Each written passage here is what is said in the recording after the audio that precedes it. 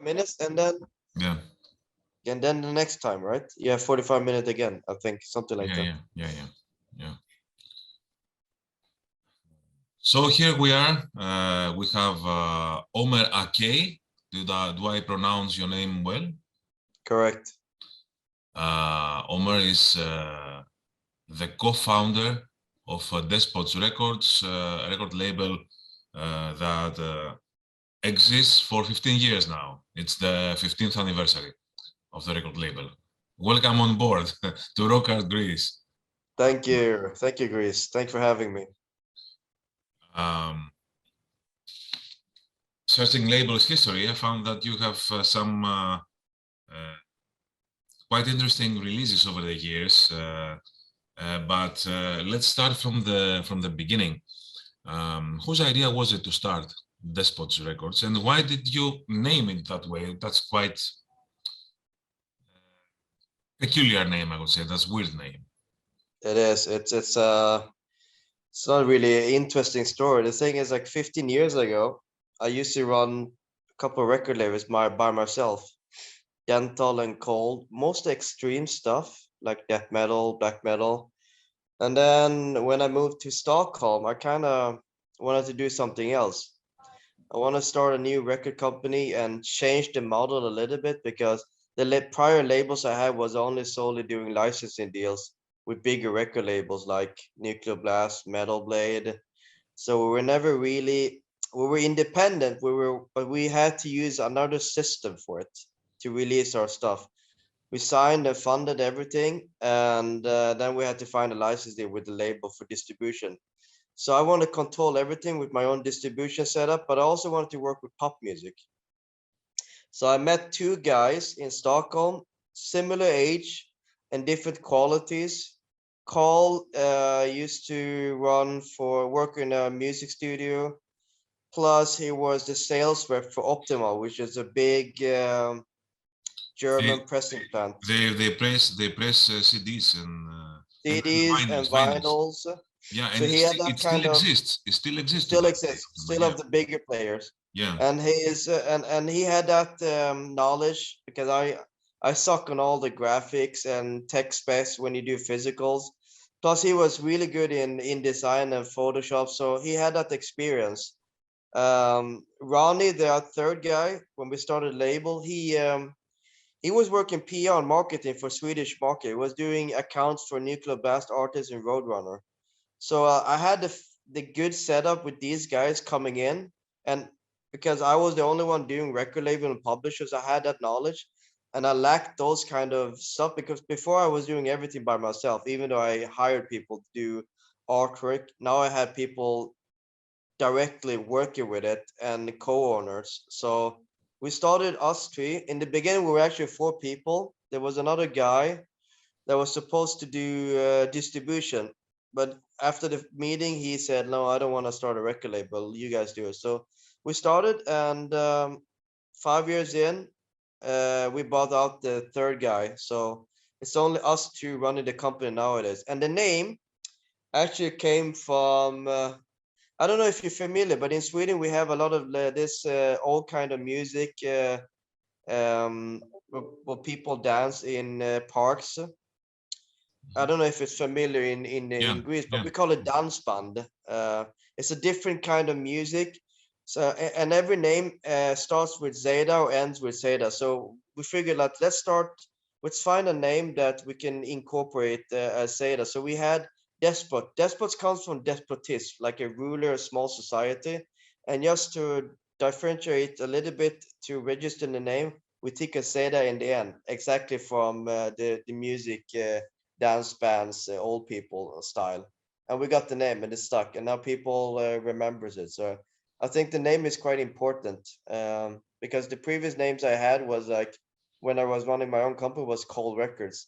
Actually, by accident, that wasn't the first name. I wanted to be called the Factory, and then I just put in something. Let's say Cold Record. It's cold. It's winter. And then when I got the papers back for registration, oh, the name is Cold Records. Fuck. So Despos is a way better name nowadays, and people remembers it. So we're gonna have it for end of our lives, pretty much. I guess. What really surprises me is the fact that in a world of being as niche as possible, targeting in a very special market, almost all record labels do this. You choose to release albums from many and diverse kinds of music. Why do you do this?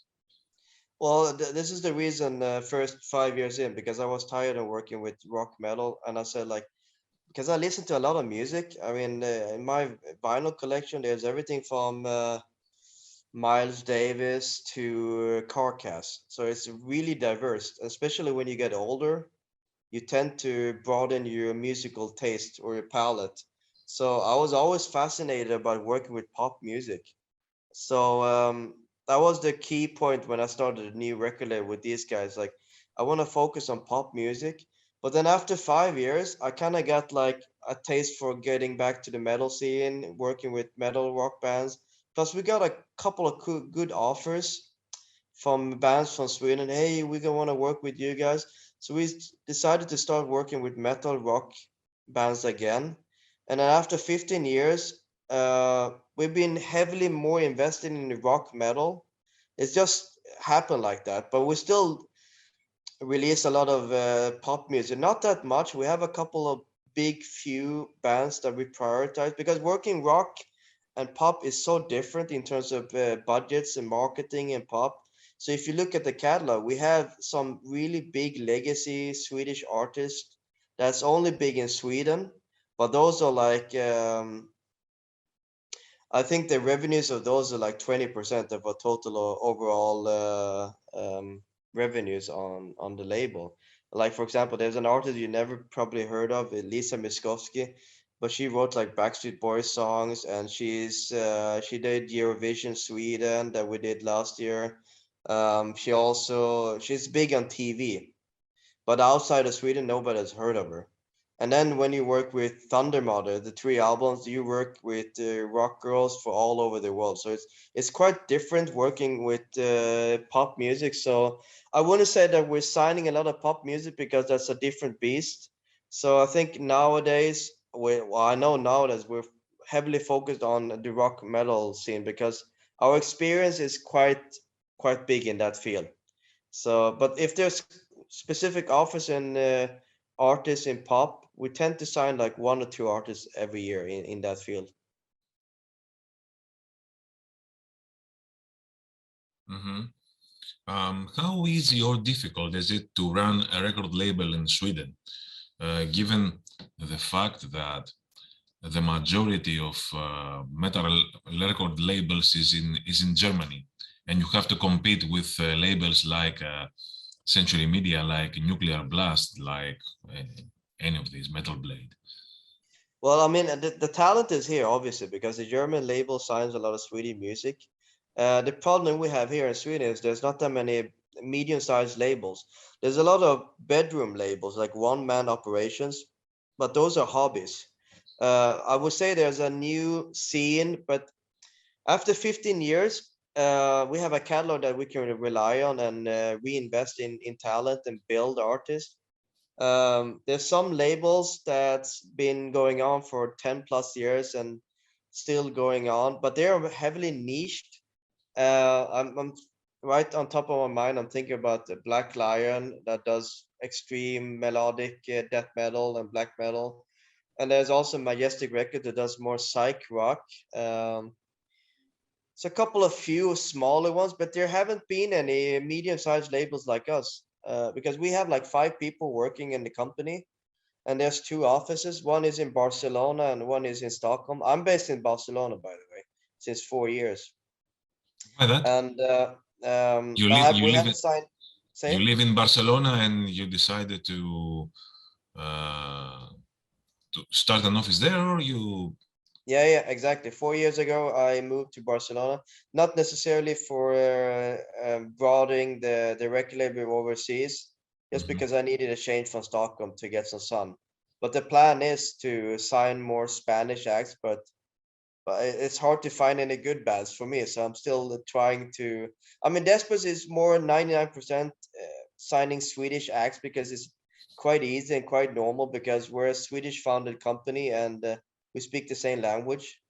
But regarding going back to the competition, about German labels, yeah, it's a big competition, obviously. I mean, sometimes we sign bands from that used to be on German labels. I mean, for example, Civil War, which used to be The Sabaton ex-Sabaton guys. members. Mm. After they quit Sabaton for men, we did the new album, an album and CD. But then after the contract was done, they went to Napalm. But then I signed Unguided from Nuclear and took them over. So it's like give or take. But obviously, it's hard And to Sonic compete with Syndicate, if I'm not wrong. that as well. Yeah, that as well. First, Sonic, and then Unguided. So I got both of the bands on the label. But then Unguided went to Napalm. It feels like Napalm is targeting all of my bands. But I Yeah, mean, they have a lot of bit more muscle than us, bigger money, and but nowadays, I think that what we can offer is a diversity, meaning that when we sign rock metal band, if they're crossover, we can target them to some different media, mainstream media, because we work in the pop field. So, and some bands wants to have the priority. It's better to be on A level on a smaller label than the C level on a big label. And that's often the case. People that are not selling that much anymore, that the bigger labels don't want to focus on, but they still want to work with because the sales are good. For a band like that being on our label, the sales are actually quite fantastic. But the budget is quite high, so it means that we have to work a little bit harder because it's our money and we don't want to fail. Plus, it's about giving priority to pretty much all of the bands. And seeing that we're a small company of 5 people working it, and we don't have the muscle of Napalm that has, I don't know, like 20 or 30 people or whatever working a record label, it has to make sense for us, giving them priority and giving them exactly what they need. So that's why we signed bigger and small bands. yeah, But and keep in mind that we only sign like maybe 5 acts per year in rock metal. So it's a bigger competition actually. Obviously, we tend to focus on bigger bands, but because it makes more sense for us.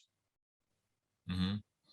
Yeah, and the fact that they have higher priority in your label is what always Mario Siliopoulos from Nightrage says to me, that he's very happy that he's kind of number one in Despotz Records. His Nightrage is high priority release for Despotz Records, and he prefers that to being in Century Media and being in you know, second rate or third rate artists. It's always this way. In that case with Nitrate, the story with them is that we only signed like two bands that contacted us on email. I forgot about the other band, but yeah, the other band was actually a Danish band called Angstkrig that we're working with, black metal band. But the first one we ever signed on email was actually Nightrage. So I think it was when we were releasing Crucify Barber. Marius contacted us, hey, do you want to work with us? I knew about the band, but I thought they always were signed to Centromedia. So he said he was free, and we had a meeting the next week in Stockholm. And I said, I want to work with you guys because I really like the music. I see it as a potential. And I'm still the A&R. I don't do that much A&R anymore, but those are the few bands I still work with because Mario is more like a friend nowadays because we've been working for like seven, What eight records? years. Yeah, and I think we put out 4 albums together, 4 or 5, I think it's five. I five with think the it's five. demo or something like that. My memory is a bit blur. But with that said, we actually renewed the contract for this last one. And the reason we did that is because the band operates themselves. It's quite easy band to work with. I mean, the sales are not massive, but they never go down. It's always like consistent. and they've had some issues regarding bookers and this and that, but now they're on the right path. Now they actually have a really good booker in Germany. I forgot the name, but I mean, the COVID hit in 2 years. There haven't been any tours pretty much, but they're slowly getting back on their feet. And I think, and I like the music. I'm always been into death metal more than melodic stuff. And they are the true pioneers in Gothenburg death metal. So I think we release a record every 2 or 3 years with them, something Mhm. like that. Mario is actually in the studio now recording, demoing new songs for next year. There's an album coming out autumn 2023, and I think the anniversary was like last year, 20 years anniversary, right? Yeah, Something like that. yeah. Yeah, You release a demo and they're 2000. quite big. They're quite big in Greece. I went to Volos with them a couple Hmm. months ago for the Golden Metal Festival, and I actually saw them perform to the Greek audience. That was quite fun. That was interesting, interesting for me seeing them in their environment. So that was fun. Yeah. Yeah. Uh-huh. Um, what's more intriguing to you, to build up a new band or sign a bigger name? Um, I would say both. I mean, there's a lot of risk involved signing new bands because you don't know if the band is gonna stick together in the next coming years. There's a lot of bands when you sign, nothing really happens because I don't know, life comes in the way or it didn't turn out the right way they expected, and they got offers to, I don't know, the singer quits the band and goes to another band. That happens all the time. Not going to say any names, but um, I mean, the deals are better signing new bands, obviously, if compared to bigger bands, because the bigger bands, has a specific budget in mind and marketing. For small bands, it's like, okay, we're gonna invest in you guys for the longer run, but the deal is gonna be structured like this. It's not gonna be a cheap. It's gonna be a cheaper release, but still going to be set parameters in budgets. Regarding that, I think it's fun just listening to music and release it. It doesn't necessarily have to be a big or small band, but there has to be potentials. I think Hmm. we have like three keys when we sign bands. Is that number one, we have to love the music on the label, and number two, we have to do a good job, and number three is that we have to make money. The artist needs to make money, and we need to recoup our investment and make some money. So those are the three rules that we have when we sign acts. Obviously, Hmm. that makes sense. In a world that almost any band can create and distribute and sell its own records, what can a record label like Despots offer to a band? It depends. I mean, if you look at, I always hear the case regarding this. What do I need a record label for this and that? If you look at the history, especially now, how many bands are actually doing it themselves and are considering being big? I can't find any rock metal band that does it independently themselves. If they're not in a like a high level, like for example, Metallica does everything themselves, and then they have a distribution deal with a major label. But if you look at the bands, medium size, all of them need help signed to a label directly. What we can offer is worldwide distribution, physical and digital. I know that physical is a bit people don't buy that much physicals anymore, but if you're a new band or you're an established band, you still have to have the records in stores all over the world. It's not that easy to do it yourself because there's only 24 hours per day, and the band needs to focus on touring, merchandise. Sure, they have a manager, but manager is not doing calling stores and doing that, or calling magazines to get the interviews, or even on Spotify, for example. How do you get on playlists? How do you get on the first page on rock metal for freemium banners and stuff like that? Or even how do you get into radios? Or do you want to work with a specific remix guy on pop, drum and bass? or if you want to put a song onto TV series, that we're quite there's a lot of good money in sync world, meaning that you sell music to Netflix shows and Disney. We do all of that. We have we're a small team, but we have a lot of partners around the world, like PR people in the UK, Germany.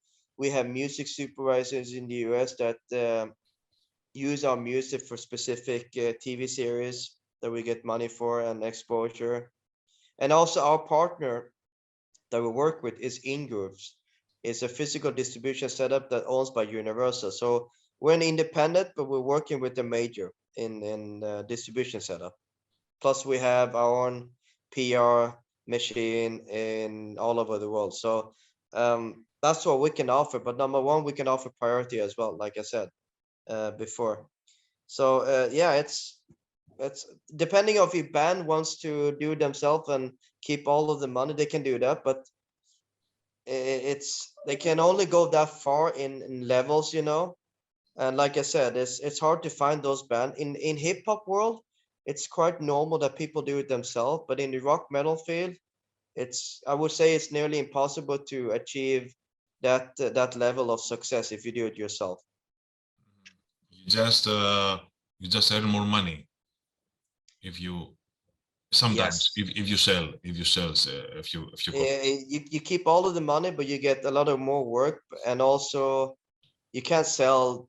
I don't think you can sell 10,000 CDs all over the world if you're doing it yourself, or 5,000 vinyls. I think you're limited to the first pressing. Like we're gonna do 500 CDs, and then we're gonna sell it on the tours, and that's it. What Yeah, else is gonna happen? You know. I don't know who sells 10,000 copies now. You will be surprised about old death metal band that sells quite good volumes. Mhm. Speaking of this, which are your best sellers without telling me numbers? The best sellers in rock and metal field, mostly for Despotz Records.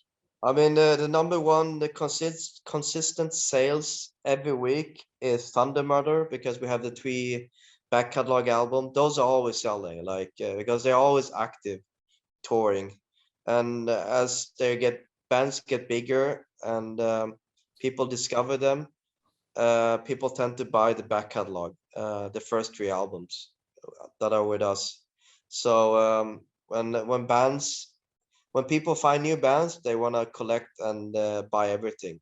It's not really normal in pop, but in metal, people are diehard fans. They want to have that vinyl, they want to have that sold out product, that T-shirt. So we do limited runs, but we always have the CDs in stock. The vinyls, though, we press with different colors, but those are like limited. But there's always in stock, but different colors or different limited hand printed numbers and stuff like that. So I would say Thunderbird is the number one, but there's also steady sales with Nightrage. You know, like every month there's people buying stuff from us. We have stores in eBay, Discog, but also you can find the CDs and vinyls in stores all over the world available. Then it's up to the stores to get them in through our distribution setup. So um, I would say Nightrage and Thunder Murder are good, solid sales. But but also if you look at the back catalog, bands that are not active anymore, like Crucified Barber, Yeah, those albums are selling all the time. I don't know why and how, but people still find it today and like shit. These are like Swedish pioneers in all female rock, Crucified Barber. Because before Thundermother, there was different female rock bands like Crucified. So people tend to go backwards and discover more. And I'm more than happy to sell them. yeah. So yeah, those I would say those acts. Hmm. Um, how do you how do you see the fact that everything now is turning digital. Is it easier for you to work, or it doesn't really matter?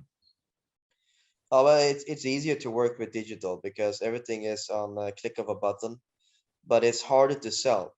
So because now there's, I don't know, I think I saw some study about 100,000 songs uploaded on Spotify every day. That's a crazy amount.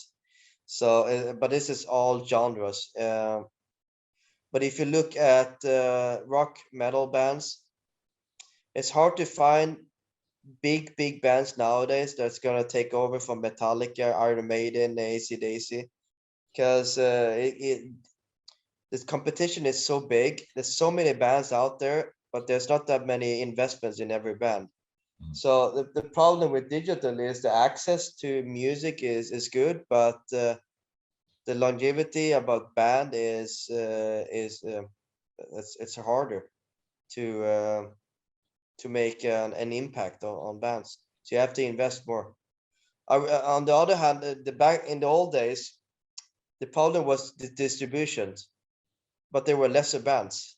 Now it's the opposite. So I think it's better this way because the whole market is bigger. People are consuming more music than ever before, but it's like the competition is bigger. There's more bands to pick from. Yeah, and it's far more difficult to make people aware, especially of newer bands. Exactly. It's really difficult. So that's why we tend to sign lesser bands, but invest more in every band because it makes more sense for us. Sweden is mostly well known not only for its power metal bands and hard rock bands, but also for the melodic death metal bands. Yeah. However, you don't seem to have many of these bands, even though you are based in Sweden. How did that happen? I mean, we do have a couple of melodic bands. Nightrage is very melodic, and if we talk about new bands, like for example, Donna Canoni, last year we released a new album. That is typical 70s, 80s rock with melodies. If we also have like lycanthropy, that's like with very melodic rock music. Depends on what you mean with melodic. If you talk about death metal, melodic, Melodic death metal music, like In Flames, yeah, like Dark we don't Wait, we like don't really have that much bands. I don't know why. About timing, I would love to sign Bloodbath, but that's not gonna happen. For example, Napalm those are again. Napalm again got you. I know it's I mean it's all about luck or timing or people want to work with us. I wouldn't say no to a melodic death metal band, but if they want to work with us, I'm more than happy to sign one, but it has to make sense. So if there's a melodic death metal band out there that sales are good, hit me up. I'll sign you for sure. uh, what is your opinion? Which your opinion would be the key for heavy metal music to become more popular in the younger generation? Because I think that's the problem. I think a big part of the problem is that heavy metal is only consumed, let's say, by older generations, by people more than 30, 35 years old. Yeah, yeah, yeah. I mean, it comes in cycles. I in Sweden, me personal, I don't really listen to that much of heavy metal. I'm more into the extreme stuff. But we do sign a lot of. We used to have like power metal stuff with Lancer on the label, but And I Tad think in the Morose. end, yeah, exactly, Ted Morris as well. But I've seen a bit of those bands were quite big in the early days, and nowadays I think death metal is more popular than ever than power metal. There's a couple of old bands in Sweden that are quite popular still, like Hammerfall, and I'm not really invested in musical time and money and effort on power metal because it's not really my forte. I don't really listen to that music. I know there's a big fan base, but especially power metal. But heavy metal, I can't say that I'm a big fan of that kind of style. But I know in terms of people to listen to that kind of music, there has to be something new offering. Like I know I'm following a band from Holland and Spain called Cobra Spell. Yeah. It's a girl that used to play. Sonia used to play music in Burning Crypta death Witches. metal band. I think you need to do something different to attract new fans, and she does it quite well. But it's because it's all female rock girls doing 70s sleaze rock, heavy metal. This is we don't have that kind of bands anymore, and I think she does it really good in terms of musical and image. So that's gonna attract new fans in this kind of heavy metal sleaze rock. So there has to be some new kids or younger generation that does something new to attract new fans. And also that's going to step up the game for the older generation in heavy metal, both in band and fans. So it comes in cycles. Every 5 or 10 years something new happens in that genre, but there has to be some development, and this is maybe a key point in this that I mentioned with this Mhm. band, for example. Not a Swedish band, but you should definitely check it out. Apart from Metallica and Iron Maiden, obviously, Yeah. which are the bands or the band that you would like to sign to Despotz Records? There's when I started listening to music, there were always two bands that I still always go back to. They are not a fan per se because I met I met the band before when I was younger. Actually, I even met Dio when I was 20 years old, when it was still alive, in my early age, running a record company in on Vac and Backstage. I didn't even know who Dio was. He was shorter than me. It was quite fascinating. But with that said, Black Sabbath and Kiss are still my two big bands that I still listen to music, and I love the music, and I would love to work with them. But I'm also an optimist. It's never going to happen. Because it's like impossible. But with that said, I actually met Ozzy when I was younger. Quite interesting. Actually on Sweden Rock backstage. Mm-hmm. Couldn't understand anything what he said because he has a specific Birmingham Yeah. accent. Oh, sound like that. When he Yeah. sings, it's perfectly clear, but when he talks, it's quite impossible to hear what he says. But So yes, Kiss and Black Sabbath would love to work with them for sure. before the end, can you tell me the future plans of Despotz Records? What does 2023 hold in store for the label? I mean, last year was a pinnacle on the label. We celebrated 15 years anniversary. 15 years went this fast, and we put out over 180 albums, consistent of over 50 artists. I mean, we're gonna continue releasing new music. This last year was the busiest year ever because we had 2 COVID years, and everybody wanted to record music during those years, and we're still releasing albums from those years. This year is going to be a lot of stuff coming out as well. So yeah, consistently releasing music every month. It could be an album, a video, singles. We're not really focused on formats. We're focusing on great music. So new stuff that coming out this year is gonna be Danish black and roll from Angskrig. Nightrage is their new album. Port Noir is coming with new music. Donna Canone. Satan Takes a Holiday. Apocalypse Orchestra is released a new album this year. Lycanthropy, Corroded, tons of stuff. Plus, there's some new bands as well we haven't gone out with. One big band that we signed, and two developing acts that were putting out new music. So also Croatian from Ireland. Their Yeah. new album is coming out. Will they be in the Eurovision contest for Ireland? No, they're not doing the Eurovision because the song wasn't picked up. But we're gonna do something interesting with that song. we're gonna release it while Eurovision is happening in Ireland, just to make a stand. So it's gonna happen in March. The new album is coming out end of the March, by the way. Yeah. And I think I forgot the anniversary with that band. If it was 25 years anniversary, I have to look. No, 30 years anniversary it is Mhm. with that band last year. And we put out a couple of singles from the album. So the new album's coming out end of March, the 9th effort so far. And we also have the 4 album previous on a label.